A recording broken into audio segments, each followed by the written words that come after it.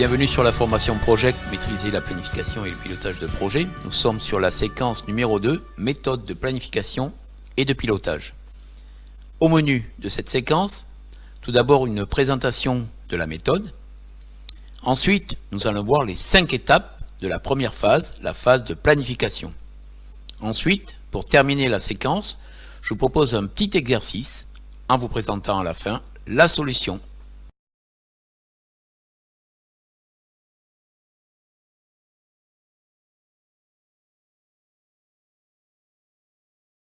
Je vous propose d'avoir à côté de vous la fiche mémo, la fiche appelée fiche mémo que je vous ai fournie et que vous pouvez avoir en téléchargement. La fiche mémo présente les 2 grandes phases de la méthode. La phase planification, c'est-à-dire l'avant-projet, la phase durant laquelle vous allez préparer votre projet et votre planning, et jusqu'à arriver au planning initial de référence.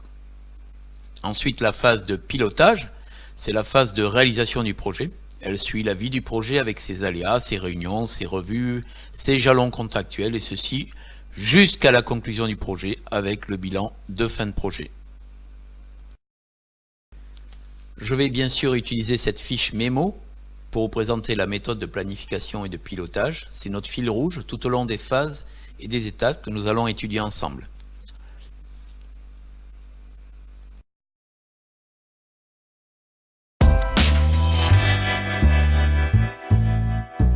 La méthode de planification et de pilotage projet que je vous propose, je l'ai divisée en 2 phases. Une phase planification et une phase pilotage. La phase planification, c'est la phase avant projet. C'est la phase de préparation. Le projet n'a pas encore démarré ou il vient à peine de démarrer. Et vous devez donc préparer l'organisation de votre projet et en particulier le planning de votre projet. Il est possible qu'un macro-planning ait été déjà préparé à l'avance, mais aujourd'hui, vous devez aller faire un planning détaillé, complètement détaillé et le plus proche possible de la réalité. Donc pour arriver à cette estimation la plus détaillée possible, je propose de décomposer la phase planification en 5 étapes. Nous allons voir d'abord la détermination du calendrier. Quelles sont les contraintes de temps? Quelles sont les unités de temps? Comment allez-vous estimer la durée des tâches, le travail que vous allez affecter à chaque tâche, etc., etc. Une fois que cette partie-là est faite, elle peut être très rapidement faite avec un outil de planification, vous allez vous attaquer à une étape essentielle, c'est la détermination des objectifs, c'est-à-dire l'organisation des objectifs. D'un objectif général, vous allez passer par des objectifs secondaires, puis détaillés. Les objectifs élémentaires, le dernier niveau de détail, s'appelle les tâches. Lorsque vous avez défini toutes les tâches, en tous les cas le maximum de tâches connues au moment du début du projet, on pourra vraiment attaquer l'étape de planification, où là nous allons décider ensemble quelles sont les tâches que vous allez commencer en premier, quels sont les liens techniques entre les tâches, jusqu'à finir la fin du projet. Vous allez donc créer ce que j'appelle un réseau des tâches, avec tous les chemins possibles qui partent du début pour arriver jusqu'à la fin du projet, et dans ces chemins, bien entendu, le ou les chemins critiques qui vont déterminer la durée du projet. Nous arrivons à une autre étape très intéressante et très importante, c'est la définition, puis l'affectation de toutes les ressources qui vont contribuer à la réalisation du projet. Les ressources humaines, bien entendu, votre équipe de travail, et puis des ressources que j'appelle matières ou matérielles, qui vont aussi s'ajouter, bien sûr, à votre tableau des ressources. Ça peut être des ressources de type achat, approvisionnement, mais aussi ça peut être des contrats de sous-traitance, ça peut être des ressources type coûts de déplacement, etc., frais de mission. Il faut bien sûr, là aussi, être le plus exhaustif possible durant cette étape. Et enfin, l'étape la plus intéressante pour quelqu'un qui aime bien ces opérations de planification, c'est la mise au point et puis l'optimisation. C'est là où on va s'attaquer bien sûr à l'optimisation de l'affectation des ressources, l'optimisation du travail, etc. pour arriver à la durée la plus courte possible du projet. C'est bien ça l'essentiel aussi, c'est d'avoir un projet optimisé en temps, mais aussi en termes d'affectation des ressources et donc à la fin aussi en termes de coûts. Voilà pour la phase de planification. Pour la phase de pilotage, nous la traiterons un petit peu plus tard lorsque nous aurons déterminé et détaillé et fait aussi des exercices sur la phase de planification. Vous avez peut-être déjà remarqué que la phase pilotage est elle-même divisée en 5 étapes.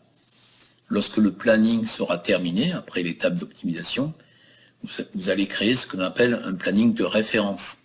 C'est votre modèle, celui que vous allez suivre pour réaliser votre projet. Donc il faut bien sûr le préparer pour faciliter le pilotage. Lorsqu'il sera prêt, eh bien vous allez ensuite normalement commencer le projet, mettre à jour votre planning suivi, obtenir des informations d'avancement sur différentes tâches, mettre à jour votre planning, identifier des écarts, analyser, trouver des solutions si vous avez par exemple perdu du temps sur certaines tâches et mettre à jour votre planning. Ces 3 étapes, suivi périodique, avancement, mise à jour du planning, identification des écarts et mise à jour, vous allez les répéter selon une roue, un cycle itératif, selon bien sûr la fréquence de mise à jour de votre projet et la durée du projet. Et enfin la dernière étape de la phase pilotage, mais aussi de l'ensemble du projet. Quand le projet est terminé, eh bien vous allez faire un bilan de fin de projet. Voilà.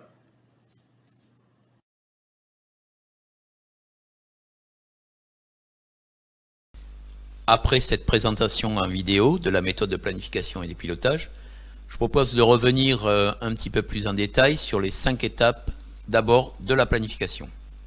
Première étape, c'est la détermination du calendrier projet. Durant cette étape, nous devons fixer les règles et les contraintes de temps initiales.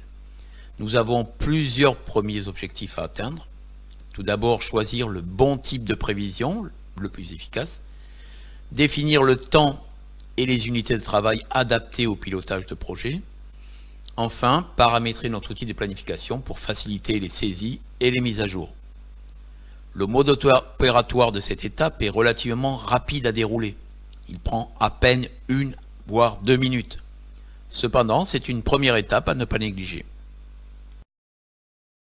Pour bien réaliser la deuxième étape de la phase de planification, organisation et détermination des objectifs, il est nécessaire d'avoir le maximum d'informations pour déterminer tous les objectifs et surtout les organiser selon l'organigramme technique qui va être le plus adapté à notre projet. C'est un travail très important avant d'attaquer l'étape de planification.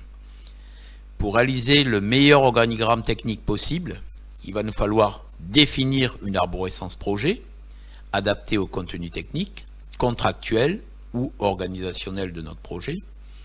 Il s'agira ensuite de découper notre projet de façon structurée en sous-ensembles, des phases, des lots, sous-systèmes ou étapes de notre projet, des étapes de plus en plus précises tout en gardant une vue permanente sur l'ensemble de notre projet.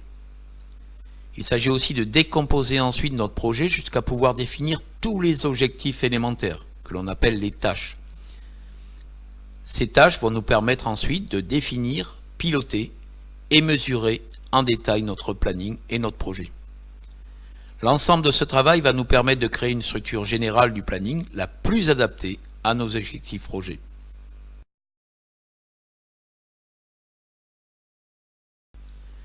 C'est l'étape de planification qui va bien sûr mettre en image notre planning. L'objectif est de créer un réseau, tisser une sorte de toile qui passera au moins une fois par chaque tâche que vous avez définie. La création du réseau des tâches est indispensable pour avoir un planning digne de ce nom. Pour bien définir les liaisons entre chaque tâche, il faut se poser les bonnes questions. Que devons-nous avoir réalisé avant de débuter une tâche? Et que pouvons-nous débuter lorsque cette tâche sera terminée? J'appelle ces liaisons les contraintes techniques. Pour réaliser un projet, il faut bien sûr des ressources. L'étape 4 consiste donc à définir et affecter les ressources sur notre planning. La réalisation de chaque tâche d'un projet correspond à une production effectuée par un ensemble de ressources. Cette production qui n'est encore qu'estimée lors de la phase de planification va prendre tout son sens lorsque le projet sera en phase de réalisation et donc de pilotage. Pour estimer au plus près cette production, vous devez préciser le besoin en ressources pour chaque tâche du projet. Une fois l'affectation des ressources réalisée, le projet ne sera pas seulement estimé par sa durée, mais également par de nouveaux termes, de nouvelles notions, celles de travail et celles de coût. Nous arrivons à la 5e étape de la phase de planification, que j'ai appelée mise au point et optimisation. C'est la dernière étape de cette phase. Cette étape est essentielle, car elle va nous permettre d'obtenir le meilleur planning possible, en fonction bien sûr des tâches à réaliser et des ressources disponibles sur votre projet. La première partie de cette étape consiste à mettre au point votre planning. Nous allons reprendre notre travail de nos 4 premières étapes et vérifier si nous y avons parfaitement répondu. Par exemple, est-ce que l'organigramme technique choisi nous a permis d'avoir un planning bien structuré? Est-ce que nous avons bien identifié toutes les tâches et les ressources? Est-ce que le réseau des tâches est correct?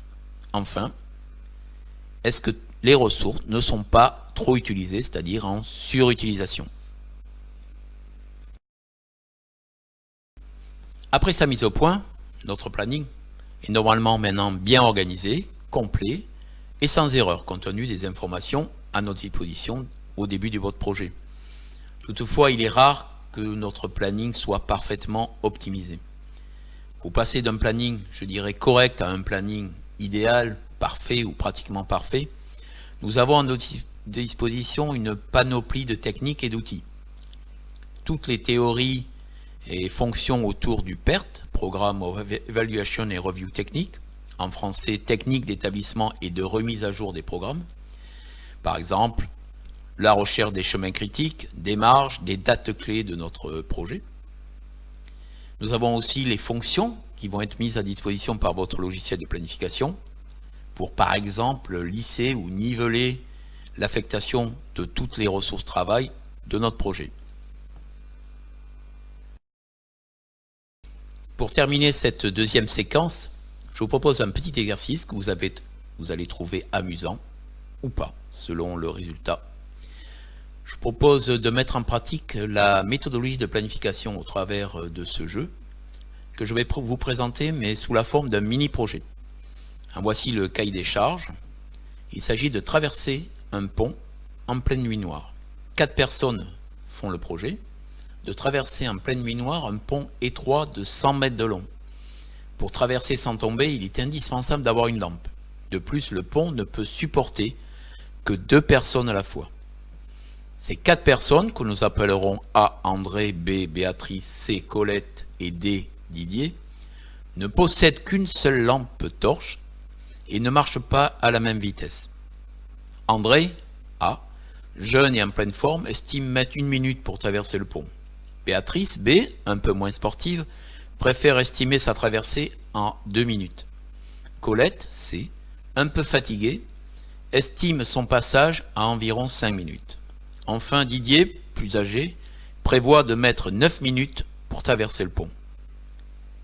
Enfin, n'oublions pas la 5e ressource, la lampe torche, qui n'a une autonomie que de 17 minutes. Quelques conseils avant que vous passiez sur l'exercice. Je vous propose de garder en tête les 5 étapes de la planification.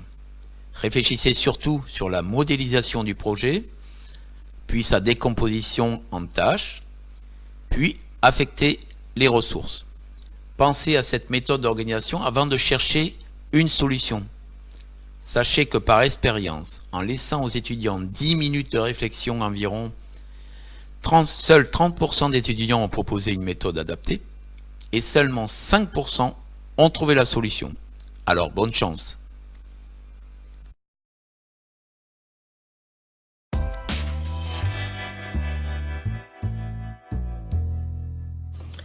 Bonjour, je vous présente la solution de ce premier exercice. J'ai préparé avec ma tablette graphique une modélisation de l'exercice. C'était le plus important, essayer de modéliser l'exercice. Et je vous présente une des solutions celle qui se rapproche bien sûr le plus d'un planning, mais on pouvait très bien modéliser cet exercice de façon différente. Par exemple, présenter un pont avec différents passages.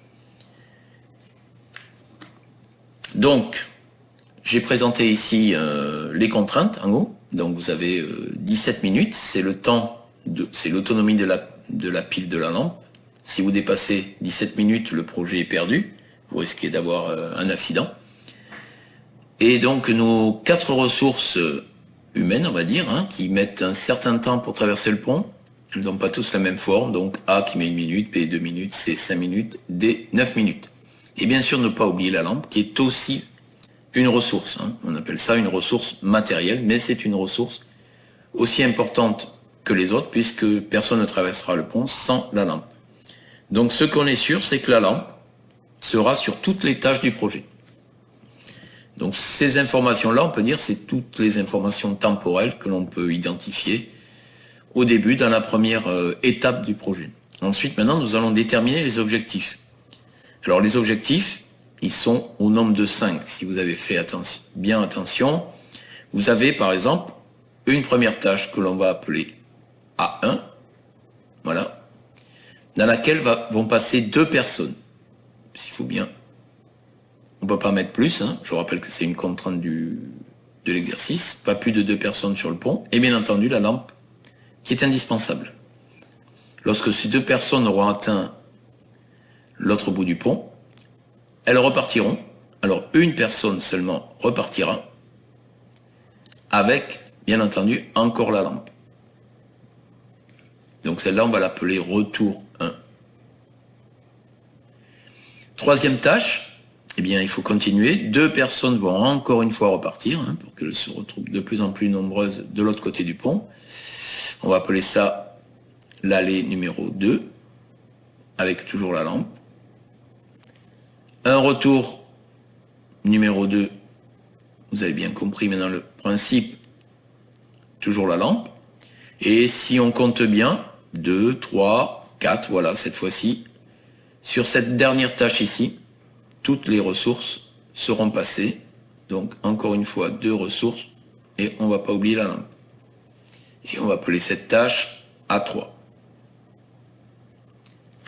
On va continuer maintenant à identifier les contraintes, bien sûr, que représentent ces 5 tâches. Donc le projet, la décomposition du projet général traverser le pont se décompose en 5 objectifs élémentaires que l'on appelle des tâches. Donc 5 tâches. Alors il faut noter que ces 5 tâches, bien entendu, vu la contrainte sur le pont et la contrainte de la lampe, eh bien, se suivent. On ne peut faire qu'une tâche après l'autre. Donc bien entendu, c'est un projet très simple, puisqu'il n'y a qu'un seul chemin, qu'un seul réseau de tâches qui vont nous permettre d'aller du début du projet jusqu'à la fin. Et ceci en moins de 17 minutes si c'est possible. Donc on appelle ce chemin, puisqu'il est unique, le chemin critique. Il est automatiquement critique, c'est obligatoire dans un réseau de tâches, dans un planning d'avoir un chemin critique. Eh bien vous l'avez sous les yeux, Ces 5 tâches forment un réseau de tâches et ces 5 tâches sont critiques, comme le chemin critique. Voilà. Si vous perdez du temps sur une de ces 7 tâches, l'ensemble du projet perdra du temps. Alors nous allons donc maintenant affecter nos ressources. Alors ce qui se passe, c'est ce que font beaucoup d'étudiants qui n'ont pas réussi à trouver la bonne solution, c'est que bien entendu, lorsqu'on a ici nos ressources, on se rend compte que A, qui est la ressource la plus rapide, bien entendu, va être utilisée au maximum. Donc on va l'utiliser pour tous les allers, tous les retours, etc. Et chaque fois, elle viendra chercher une personne. Et lorsqu'on fait ça, eh bien on arrive automatiquement à 18 minutes. Et ça, bien sûr, ce n'est pas la bonne solution. Donc on va essayer maintenant de trouver cette bonne solution. Et pour ça, on va plutôt s'occuper non pas des ressources rapides, mais plutôt des ressources plus lentes. Et on va essayer d'identifier ce qu'il ne faut pas faire, ou alors ce qu'il faut faire pour ne pas réussir le projet. En effet, c'est bien C et D qui vont contribuer plus que A et B à la durée du projet. Ce Ce sont les ressources, on va dire, prioritaires, critiques du projet. On va regarder donc les hypothèses que l'on peut faire. Premièrement, est-ce que C et D peuvent partir au début? Si C et D partent au début, vous avez bien sûr le problème, c'est que une de ces deux ressources va devoir revenir. Et si elle revient, elle devra encore repartir. Donc cette solution-là doit être retirée. Cette option-là n'est pas bonne. Donc ici, bien entendu, on ne fera jamais partir C et D. Donc, il ne reste plus que A et B. Avec la lampe. Au retour, bien sûr, puisqu'on n'a que A et B de l'autre côté du pont, eh bien, ça sera soit A qui reviendra, ou B. Maintenant, on peut réfléchir aussi à une deuxième contrainte, c'est que si C et D ne partent pas en même temps, vous allez déjà additionner leurs deux temps, et ce qui fera 14 minutes. Or, 14 minutes se rapproche déjà beaucoup de 17, sachant que A et B, on n'a pas encore compté le temps de traversée et de retour de A et B. Et là, on risque bien sûr de dépasser les 17 minutes. Donc l'idée, bien sûr, ça serait plutôt de faire passer C et D en même temps. C'est ce qu'on va faire, donc C et D, on va les faire passer en même temps, et on va les faire passer sur ce deuxième allée. Et en fait, bien sûr, là, c'est la solution du problème. C'est simplement de pouvoir faire passer C et D ensemble, et ça va nous résoudre, bien sûr, notre équation. Au retour, ici, puisqu'on a A et B, A ou B qui se trouve encore de l'autre côté du pont, bien on va faire revenir celle qui n'a pas retraversé, donc ce sera B ou A, en symétrie du premier retour. Et enfin, bien, puisque c'est A et B qui sont de l'autre côté du pont, maintenant, eh bien, on va les faire encore une fois traverser. Bien sûr, A et B, ce sont les ressources qui vont faire le plus de voyages, 3 chacune, alors que C et D, bien entendu, ne feront qu'un voyage et en plus le feront en même temps. Là, vous avez bien sûr la solution, le cœur du problème. Voilà, je vous laisse calculer le temps que vont mettre nos ressources pour traverser le pont, 2 minutes. Si on considère qu'ici c'est A qui partira, bien ça fera 1 minute. Ici on en a bien sûr 9. Là, si c'est A qui est parti dans le premier retour, c'est B qui va partir dans le deuxième, donc on aura 2 minutes. Et enfin 2 minutes encore pour le dernier passage de nos deux ressources. Et voilà, si vous calculez, nous sommes arrivés en un résultat de 16 minutes. Bien sûr, donc le projet est réalisable avec même une petite minute de marge. Mais à noter que ce qui était surtout très important, c'est de pouvoir modéliser les objectifs de notre projet. D'un titre simple, général, traversée du pont de 4 personnes, eh bien nous avons décomposé ça en 5 tâches. Nous avons bien identifié les contraintes, nous avons affecté les ressources, nous avons mis au point et optimisé le projet pour arriver au résultat final de 16 minutes.